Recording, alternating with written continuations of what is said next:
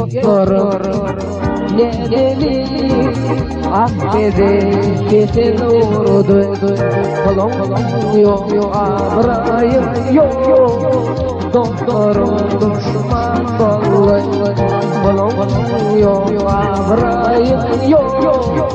doktorum düşman dolayı Kudayım için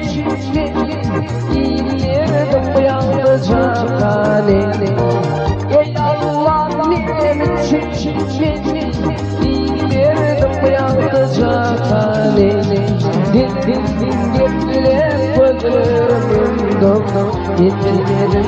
bak beni Din getiren gözlerim doldu Getirelim bak beni Ahmedim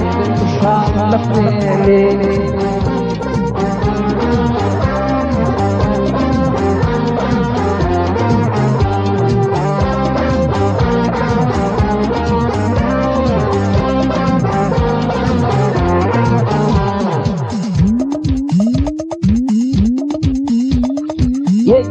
Yıllar çektim derdi hiç geçtirdi bilmedi Gönlümde kan yaşadı Yaklar çivilerimi atlamay Gönlümde kan yaşadı Yaklar çivilerimi atlamay